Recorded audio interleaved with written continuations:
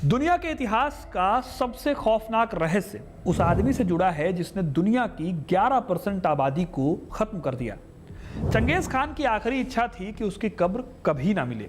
इसके लिए उसके सैनिकों ने अंतिम संस्कार में शामिल हर इंसान को मार डाला। आज 800 साल बाद भी मॉडर्न साइंस उसकी कब्र ढूंढने में नाकाम है। और सबसे चौंकाने वाली बात यह है कि खुद मंगोलिया भी नहीं चाहता कि उसकी कब्र कभी मिले। आखिर क्यों? कहानियां कहती हैं कि सबूत मिटाने के लिए कब्र पर 1000 घोड़े दौड़ाए गए, एक नदी का रुख मोड़ दिया गया। इस कब्र में चंगेज खान दफन है, जिस आदमी का सिर्फ नाम सुनकर चीन के प्राचीन राजवंशों से लेकर पूर्वी यूरोप के मध्यकालीन राजाओं की रूह कांप जाती थी। उसी राजा की कब्र आज तक किसी को नहीं मिली। ये सब किसी डार्क हॉलीवुड फिल्म की कहानी जैसा लगता है। मॉडर्न हिस्टोरियंस भले ही इसे एक मिथक मानते हों, इतिहास में एक बार ऐसी ही गलती भी हो चुकी है और उस एक पुरातात्विक खुदाई की कीमत पूरी दुनिया को करोड़ों लाशों से चुकानी पड़ी थी। अब सवाल है कि वो कौन सी घटना थी जिसने एक पूरे देश के खून में ये खौफ भर दिया। आखिर चंगेज खान ने अपनी मौत से पहले ऐसा क्या मास्टर प्लान बनाया जो आज 800 साल बाद भी मॉडर्न टेक्नोलॉजी को मात दे रहा है। आखिर उस गुमनाम कब्र में ऐसा क्या दफन है जो आज भी दुनिया से छिपाना जरूरी है। आज हम डिकोड करेंगे चंगेज खान की कब्र की पूरी मिस्ट्री को। तो वीडियो को पूरा देखिएगा, क्योंकि अपना इतिहास नहीं जानोगे तो खुद को कैसे पहचानोगे। चंगेज खान के कब्र की कहानी असल में शुरू होती है मंगोलिया के उस दौर से जब ये कोई एम्पायर नहीं बल्कि कई कबीलों में बटा हुआ एरिया होता था। यहाँ की जनजातियां ही नहीं बल्कि ज्योग्राफी भी बहुत क्रूर थी। सर्दियों में तापमान इतना गिर जाता था कि इंसान का खून तक जम जाए। जुड नाम के बर्फीले तूफानों में लाखों जानवर रातों रात मारे जाते थे। इसी क्रूर परिवेश में 1162 के आसपास पैदा हुआ तेमुजिन। लोक कथाएं बताती हैं कि जन्म के समय तेमुजिन की मुट्ठी में खून का जमा हुआ लोथड़ा था। कबीलाई पुजारियों ने इसे भगवान का इशारा माना और कहा कि ये एक महान नेता बनेगा। हालांकि भविष्यवाणी चाहे जो भी हो, तेमुजिन का बचपन किसी राजकुमार की तरह नहीं बीता। जब तेमुजिन सिर्फ 9 साल का था तब तातार कबीले के दुश्मनों ने धोखे से उसके पिता येसुगई को जहर देकर मार डाला। उसके पिता एक छोटे कबीले के सरदार थे। इसके बाद तेमुजिन के अपने ही कबीले ने सत्ता के लालच में उसे, उसकी माँ और उसके भाई बहनों को कड़ाके की ठंड में मरने के लिए अकेला छोड़ दिया। पेट पालने के लिए तेमुजिन को जंगली चूहे और घास खाकर जिंदा रहना पड़ा। भूख से तड़पते हुए अपने परिवार के हिस्से का खाना चुराने पर उसने अपने ही सौतेले भाई की हत्या तक कर दी। ये वो दौर था दोस्तों जब मंगोलियाई कबीले एक नहीं थे बल्कि बुरी तरह बटे हुए थे। उनके बीच चरागाह, पानी, घोड़े, इन सबको लेकर इस हद तक लड़ाई होती थी कि कई लोग मार दिए जाते थे। इन सबके पीछे चीन का भी एक खूनी खेल पर्दे के पीछे से चलता था। चीन के जिंग और सोंग राजवंश जानबूझकर इन कबीलों को लड़ाते थे ताकि कोई भी एक ताकतवर मंगोल नेता उभर कर कभी भी उनके साम्राज्य के लिए खतरा न बने। लेकिन इसी बिखराव और धोखे के बीच तेमुजिन ने एक ऐसा सिस्टम बनाया जिसने सदियों पुरानी कबीलाई परंपराओं को जड़ से उखाड़ फेंका। उसने वफादारी और काबिलियत को खून के रिश्तों से ऊपर रखा। जो सैनिक युद्ध में अच्छा परफॉर्म करते उसे इनाम और ऊंचे पद मिलते। उसने दुश्मनों के कबीलों को हराया और उनके सबसे टैलेंटेड जनरल्स को अपनी सेना में शामिल किया। जेबे और सुबताई उसके बहुत ही महान सेनापति थे जिन्होंने आगे चलकर यूरोप के कई हिस्सों को जीता। ये दोनों कभी उसके सबसे बड़े दुश्मन हुआ करते थे। एक लंबी और खूनी लड़ाई के बाद जिसमें उसने अपने सबसे करीबी बचपन के दोस्त जमुखा को भी मार डाला, धीरे धीरे तेमुजिन ने पूरे मंगोलिया को एक झंडे के नीचे लाकर खड़ा किया। साल 1206 में सभी मंगोल सरदारों की एक महापंचायत बुलाई गई। इसे कुरुल्ताई कहा जाता है। यहीं पर उन सभी सरदारों ने तेमुजिन को चंगेज खान की उपाधि दी। इस शब्द का मतलब था ब्रह्मांड या दुनिया का बादशाह। चंगेज खान ने भी इस नाम को गलत साबित नहीं किया। इस पदवी के साथ ही उस खौफनाक मिलिट्री मशीन की शुरुआत हुई जो मंगोलिया की सीमाओं को तोड़कर एक तूफान की तरह पूरी दुनिया को निगलने वाली थी। चंगेज खान की सेना सिर्फ ताकतवर नहीं थी बल्कि वो एक ऐसा तूफान थी जिसे रोकना नामुमकिन था। उस वक्त बाकी देश की सेनाएं भारी हथियारों की वजह से बहुत धीरे चलती थी, लेकिन मंगोल सेना रात दिन सफर करती थी। हर सैनिक के पास 3 से 4 घोड़े होते थे। जासूसी के लिए उनका याम नेटवर्क आज के टेलीग्राफ जितना तेज था और उनके खास धनुष मोटे से मोटे लोहे के कवच को भी चीर देते थे। लेकिन चंगेज खान का सबसे बड़ा हथियार कोई तलवार नहीं बल्कि उसका खौफ था। उसकी सेना छोटी थी, इसलिए उसने डर का सहारा लिया। जो शहर बिना लड़े हार मान लेता उसे छोड़ दिया जाता, लेकिन जिसने भी बगावत की उसका नामो निशान मिटा दिया गया। सेना को धीमा होने से बचाने के लिए वो कैदियों को साथ में रखता ही नहीं था, बल्कि वो पूरे के पूरे शहर को खत्म कर देता था। इसका सबसे डरावना सबूत ख्वारिज़्म साम्राज्य, जो कि आज के ईरान और आसपास के इलाके में पड़ता है, उसका अंत था। जब वहां के सुल्तान ने मंगोल दूतों को मारा तो चंगेज खान ने पूरे एम्पायर को राख में मिला दिया। बदला लेने के लिए उसने सुल्तान के गवर्नर की आंखों और कानों में पिघली हुई चांदी डलवा दी। समरकंद और बुखारा जैसे बड़े शहरों में इंसानों से लेकर जानवरों तक को काट डाला गया। उसने कटे हुए सिरों के पहाड़ बनाए ताकि आने वाली कई सदियां उससे खिलाफ सिर उठाने की हिम्मत न करें। लेकिन 1227 की गर्मियों में इस अजेय मशीन की सबसे इंपॉर्टेंट हिस्से ने काम करना बंद कर दिया। प्रशांत महासागर से लेकर कैस्पियन सागर तक की जमीन को खून से लाल करने वाला यह शासक अपने आखिरी अभियान पर था। चीन के पश्चिमी जिया साम्राज्य के खिलाफ वो लड़ रहा था। इसी दौरान चंगेज खान मौत के करीब पहुंच गया। इंटरेस्टिंग बात यह है कि आज तक एक क्लियर कट आंसर हमें नहीं पता कि चंगेज खान की मौत आखिर कैसे हुई। 1227 में चंगेज खान की मौत कैसे हुई, चाहे वो घोड़े से गिरना हो, जहरीला तीर लगना हो या फिर ब्यूबेनिक प्लेग हो, आज भी ये बहस का विषय है। लेकिन इसकी मौत के कारण से ज्यादा खौफनाक उसका आखिरी फरमान था। चंगेज खान ने क्लियर कट आदेश दिया, मेरे मरने के बाद मेरा कोई नामो निशान नहीं बचना चाहिए, मेरी कब्र का पता दुनिया में किसी को नहीं लगना चाहिए। सबसे बड़ी बात यह है कि जिस खौफनाक तरीके से उसकी इस इच्छा का पालन हुआ वो आपके रोंगटे खड़े कर देगा। लोक कथाएं कहती हैं कि जब उसकी डेड बॉडी को पश्चिमी चीन के युद्ध क्षेत्र से दफनाने के लिए मंगोलिया के पठारों की ओर ले जाया गया तो रास्ते में मिलने वाले हर इंसान, हर जानवर और पक्षी को मंगोल सैनिकों ने मौत के घाट उतार दिया। उनका पर्पस था कि चंगेज खान की कब्र को देखने वाला कोई भी चश्मदीद गवाह जिंदा ना बचे। उसकी अंतिम यात्रा जिस भी गांव से गुजरी वहां सन्नाटे और लाशों के अलावा कुछ नहीं बचा। जब उसकी लाश को एक गुमनाम जमीन में दफन कर दिया गया तो उसके बाद जो हुआ वो इतिहास का सबसे बड़ा कवर अप ऑपरेशन था।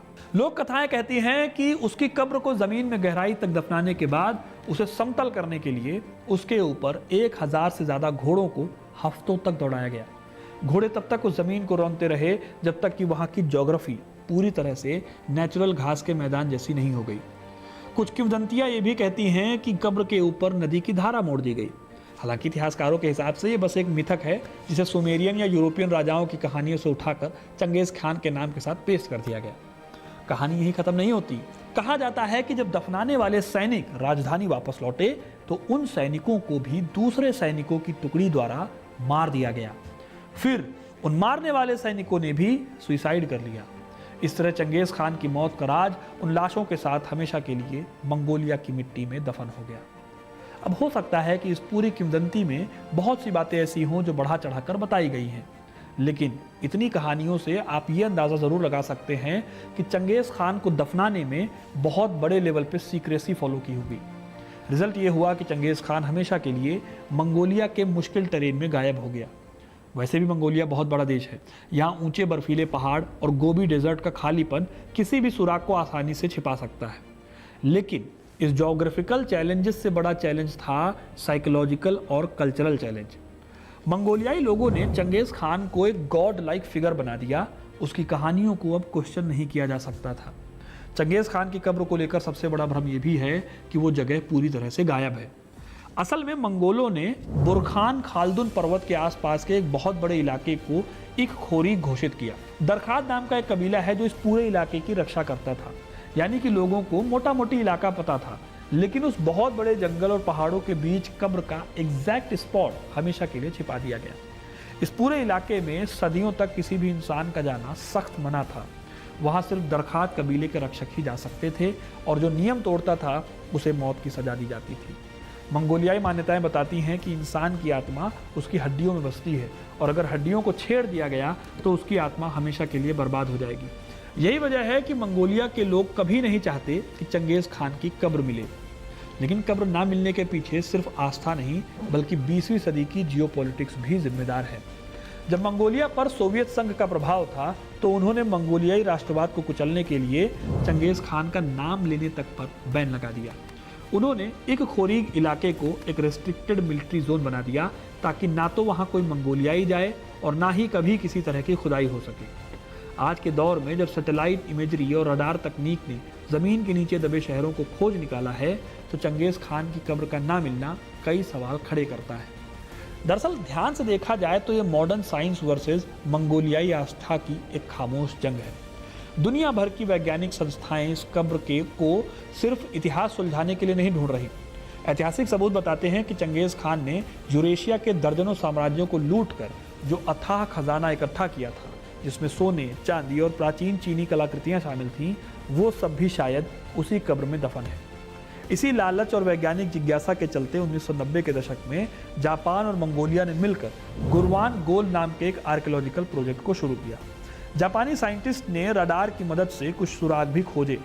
ऐसा लग रहा था कि मिस्ट्री सुलझने ही वाली है, लेकिन ठीक उसी टाइम पर मंगोलिया में डेमोक्रेटिक रेवोल्यूशन हो गया। कम्युनिस्ट सरकार गिर गई और मंगोलियाई जनता, जो दशकों से अपनी पहचान को दबाए हुए थी, उसने सड़कों पर उतरकर इस प्रोजेक्ट का विरोध करना शुरू कर दिया। सरकार को मजबूरी में खुदाई हमेशा के लिए रोकनी पड़ी। कुछ ही साल पहले नेशनल ज्योग्राफिक के वैज्ञानिक डॉक्टर अल्बर्ट लिन ने Valley of the Khans project launch किया। उन्होंने सैटेलाइट के जरिए मंगोलिया के लाखों किलोमीटर एरिया की इमेजरी को स्कैन किया। उन्हें कई पॉसिबल जगहें मिली, लेकिन ज़मीनी स्तर पर जाकर एक कुदाल चलाने तक की परमिशन मंगोलियन गवर्नमेंट ने नहीं दी। मंगोलियाई लोग मानते हैं कि अगर चंगेज़ खान चाहता कि दुनिया उसे याद रखे, तो वो इजिप्ट के पिरामिडों या ताजमहल जैसा कोई बड़ा मकबरा बनवाता। सबसे बड़ी बात यह है कि चंगेज़ खान के जीते जी उसका कोई भी ऑथेंटिक चित्र नहीं बनाया गया, ना ही उसकी कोई मूर्ति गढ़ी गई। उसकी जो भी तस्वीरें आज दिखती हैं, वो उसकी मौत के कई दशकों बाद इमेजिनेशन के आधार पर बनाई गई। तो जिस शासक ने अपने जीते जी कभी अपनी कोई पेंटिंग तक नहीं बनने दी, उसकी कब्र खोजना उसकी आखिरी इच्छा का अपमान होगा। लेकिन इन सब के बीच एक बहुत गहरा खौफ भी छिपा है, एक खौफनाक श्राप का डर। एक खौफनाक श्राप का डर। दुनिया को यह श्राप फिल्मों की कहानी लग सकता है, लेकिन मंगोलिया और सेंट्रल एशिया के लोगों के लिए ये एक खौफनाक हिस्टोरिकल सच्चाई भी है। इस खौफ की जड़ें 1941 की एक घटना से जुड़ी है। 14वीं सदी में चंगेज़ खान का ही वंशज होने का दावा करने वाला एक और क्रूर शासक हुआ। इसका नाम था तैमूर लंग। तैमूर की कब्र उज़्बेकिस्तान के समरकंद शहर में थी। उस वक्त के सोवियत तानाशाह जोसेफ स्टालिन ने सोवियत साइंटिस्ट को आदेश दिया कि वो तैमूर लंग की कब्र को खोलें, ताकि उसके चेहरे का एक 3D इमेज बनाया जा सके। जब साइंटिस्ट मिखाइल गोरासिमोव की टीम समरकंद पहुंची, तो वहां के लोकल बुजुर्गों ने उन्हें चेताया। उन्होंने बताया कि अगर ये कब्र खोली गई तो युद्ध का देवता आज़ाद हो जाएगा। धर्म को ना मानने वाले सोवियत साइंटिस्ट ने इस चेतावनी को हंसकर टाल दिया। 20 जून 1941 को तैमूर लंग की कब्र का ढक्कन हटा दिया गया। कब्र के अंदर एक खौफनाक चेतावनी लिखी थी, जो भी मेरी शांति भंग करेगा वो मुझसे भी ज़्यादा भयानक हमलावर का सामना करेगा। इसके ठीक 2 दिन बाद 22 जून 1941 को जो हुआ, उसने दुनिया की हिस्ट्री बदल दी। एडोल्फ हिटलर की नाजी सेना ने सोवियत संघ पर हिस्ट्री की सबसे बड़ी और सबसे विनाशकारी जंग छेड़ दी। इतिहास में इसे ऑपरेशन बारबरोसा कहा जाता है। लाखों सोवियत नागरिक मारे गए।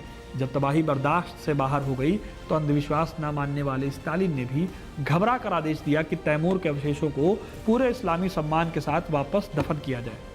अब देखो, तैमूर की कब्र खुलने के ठीक 2 दिन बाद सोवियत संघ पर हिटलर का हमला एक खौफनाक इत्तेफाक लगता है, लेकिन हिस्टोरिकल ट्रुथ ये है कि हिटलर ने ऑपरेशन बारबरोसा की पूरी प्लानिंग कब्र खुलने से भी करीब ठीक 6 महीने पहले दिसंबर 1940 में बनाई थी। ये श्राप कोई जंग की वजह नहीं थी, बल्कि इसने मंगोलियाई और एशियाई मानसिकता में एक गहरा मनोवैज्ञानिक खौफ जरूर पैदा कर दिया। इस एक घटना ने मंगोलियाई मानसिकता में एक खौफ बिठा दिया कि अगर तैमूर लंग की कब्र खुली तो सेकेंड वर्ल्ड वॉर भड़क सकता है। तो इतिहास के सबसे बड़े हत्यारे यानी चंगेज़ खान की कब्र अगर खुल गई तो क्या अंजाम होगा? क्या दुनिया एक तीसरे वर्ल्ड वॉर का सामना कर पाएगी? कुल मिलाकर दोस्तों, आज का मंगोलिया एक अजीब विरोधाभास में जीता है। चंगेज़ खान आज वहाँ की इकोनॉमी और वहाँ के नेशनलिज्म का सबसे बड़ा ब्रांड है। उनका चेहरा मंगोलियाई करेंसी पर छपा हुआ है। वहाँ की सबसे प्रीमियम वोडका की बोतलों पर उनका नाम है और संसद के बाहर उनकी बहुत बड़ी मूर्ति लगी है। जिस इंसान ने अपनी पहचान मिटाने के लिए अपनी सेना का कत्ल करवा दिया, आज उसे हर जगह ट्रेड के लिए इस्तेमाल किया जा रहा है। लेकिन इसके बावजूद मॉडर्न मंगोलिया बहुत अच्छी तरीके से जानता है कि उनकी आध्यात्मिक सीमाएं कहाँ खत्म होती हैं। वो अपने इतिहास को बेच सकते हैं, लेकिन उसकी आत्मा को नहीं। वेस्टर्न दुनिया के लिए चंगेज़ खान की कब्र ना मिलना मॉडर्न साइंस की सबसे बड़ी विफलता हो सकती है, लेकिन अगर आप इसे एक अलग नज़रिए से देखें तो ये 800 साल पहले मरे हुए एक इंसान की जिद की सबसे बड़ी कामयाबी भी है। चंगेज़ खान ने जीते जी जो चाहा वो उसने हासिल किया और उसने इतिहास को अपनी शर्तों पर लिखकर अपनी ही शर्तों पर मिटा भी दिया। तो दोस्तों, ये थी कहानी चंगेज़ खान के कब्र के रहस्य की। आपको ये कहानी कैसी लगी कमेंट करके ज़रूर बताइए। वीडियो को लाइक और शेयर करना ना भूलिए और इस इंटरेस्टिंग कहानियों के लिए, इतिहास से जुड़े रहने के लिए हिस्ट्री कनेक्ट को सब्सक्राइब जरूर करें। बहुत बहुत धन्यवाद।